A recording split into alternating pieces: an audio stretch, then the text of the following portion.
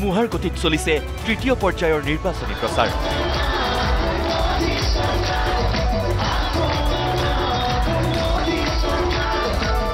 মুখ্যমন্ত্ৰীৰ পৰা কেবিনেট মন্ত্ৰীলৈ, প্ৰাৰ্থীৰ পৰা সমৰ্থকলৈ সকলো জপিয়াই পৰিছে নিৰ্বাচনী ৰণত।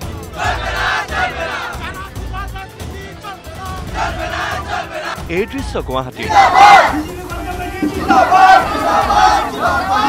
ভোটাৰৰ কাষলৈ গৈ ভোট বিচৰাত ব্যস্ত গুৱাহাটী লোকসভা সমষ্টিৰ মিত্ৰজোঁটৰ প্ৰাৰ্থী বিজুলী কলিতা মেধি। নুনমাটিৰ গোপালনগৰৰ শিৱপুৰত সমৰ্থকক লগত লৈ নিৰ্বাচনী প্ৰচাৰ বিজুলী কলিতা মেধিৰ। গুৱাহাটী লোকসভা সমষ্টিৰ মিত্ৰজোঁটৰ মহিলা প্ৰাৰ্থীগৰাকীয়ে ৰাইজক কৈছে, মই প্ৰতিশ্ৰুতি নিদিওঁ, কাৰণ চৰকাৰে যেনেকৈ কথা দিয়ে তেনেকৈয়ে পালন কৰে। প্ৰতিশ্ৰুতিৰ বাৰ্তাৰ দৰকাৰেই নাই, কাৰণ এই কাৰণেই প্ৰয়োজন নাই প্ৰতিশ্ৰুতিৰ বাৰ্তাৰ, কাৰণ ভাৰতীয় জনতা পাৰ্টি আৰু মিত্ৰজোঁটৰ চৰকাৰ দুইখন কেন্দ্ৰত দুটা টাৰ্ম আৰু এতিয়া ৰাজ্যত দুটা টাৰ্ম ছেকেণ্ড টাৰ্ম চলি আছে। গতিকে প্ৰতিটো প্ৰতিশ্ৰুতিৰে আখৰে আখৰে পালন কৰি আছে দুইখন চৰকাৰে। গতিকে সেই উন্নয়নৰ ধাৰাত, সেই প্ৰগতিৰ ধাৰাত মোৰ যোগদানটোৱে থাকিব। গতিকে নতুনকৈ প্ৰতিশ্ৰুতি দিয়াৰ আচলতে ৰাইজে তেনেকুৱা ধৰণৰ আমাৰ পৰা প্ৰতিশ্ৰুতি বিচৰাই নাই। বৰপেটাত বিৰোধী নায়েই। টিহুত বিশাল সমদল উলিয়াই নিৰ্বাচনী প্ৰচাৰ চলাই এই দাবী অগপ প্ৰাৰ্থী ফণীভূষণ চৌধুৰীৰ। ৰাইজৰ সঁহাৰিয়েই প্ৰমাণ কৰে বৰপেটাত যে মনোৰঞ্জন তালুকদাৰ আৰু দীপবায়ন বহু যোজন পিছতেই থাকিল। চন্দ্ৰমোহন পাটোৱাৰীক লগত লৈ ফণীভূষণ চৌধুৰীয়ে টিহুত বাহিৰ কৰিলে সমদল। ৰাইজৰ স্বতঃস্ফূৰ্ত সঁহাৰিয়ে গৰম কৰিছে বৰপেটাৰ ৰাজনৈতিক বতাহ। কৈছোঁ যে ইয়াত আমি বৰপেটা লোকসভা সমষ্টিত এইবাৰ আমি অভিলেখ সৃষ্টি কৰিম। আমি ইয়াত এটা প্ৰতিটো জাতিগোষ্ঠী, প্ৰতিটো ধৰ্মাৱলম্বী মানুহৰ যিটো সমৰ্থন আমাৰ প্ৰতি দেখুৱাইছে, তাৰ পৰা আমি এই কথাটো আমি প্ৰতীয়মান হৈছোঁ যে এইবাৰ বৰপেটা লোকসভা সমষ্টিত তাৰমানে অভিলেখ সৃষ্টি ৰাইজে কৰিব। মই নকওঁ, আমি কৰিম বুলি কোৱা নাই, জনসাধাৰণে ইয়াত অভিলেখ সৃষ্টি কৰাৰ কাৰণে আগবাঢ়ি গৈছে। ধুবুৰী দখলৰ লক্ষ্যৰে প্ৰচাৰত দিন ৰাতি এক কৰিছে অগপ প্ৰাৰ্থী জাভেদ ইছলামে।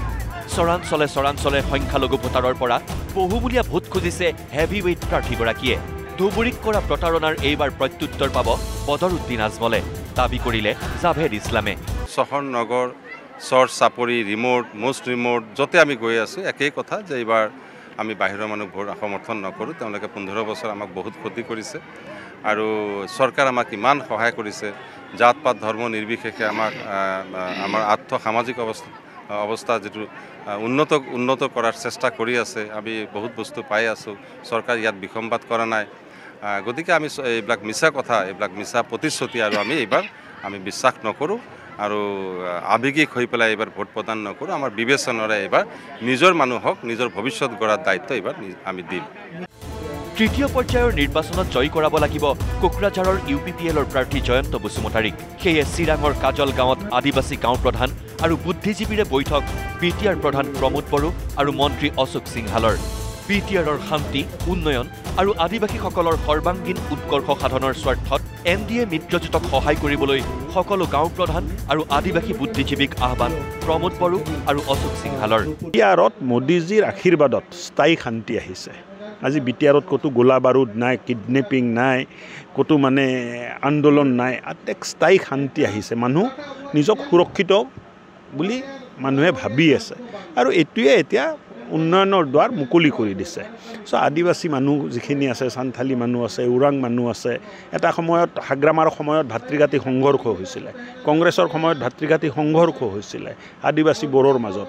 কিন্তু আজি এই বিশ্বাসটো আকৌ ঘূৰি আহিছে যে চৰকাৰে সকলোকে লগত লৈ চলাৰ এটা চেষ্টা কৰি আছে। দীঘলীয়া সময় এটা সংগ্ৰাম কৰিছিলে, ৰিহেবিলিটেশ্যন হ'ব লাগে, একৰ্ডৰ ক্লজবিলাক ইমপ্লিমেণ্ট হ'ব লাগে, যিটো আদিবাসী ডেভেলপমেণ্ট কাউন্সিল আহিল। এইবিলাক কথাবিলাক তেখেতসকলে কৈছে আৰু অনাগত দিনত শান্তি সম্প্ৰীতিৰ মাজত চবেই থাকিব বিচাৰে আৰু আমিও এই কথাটোকে ৱেলকাম কৰোঁ যে সকলো আজি অস্ত্ৰ শস্ত্ৰ এৰি ঘৰলৈ আহিলে, ভাল পৰিৱেশ আহিল BTRত, সকলো মিলি জুলি আমাৰ থাকিব লাগে। Bureau report, news live.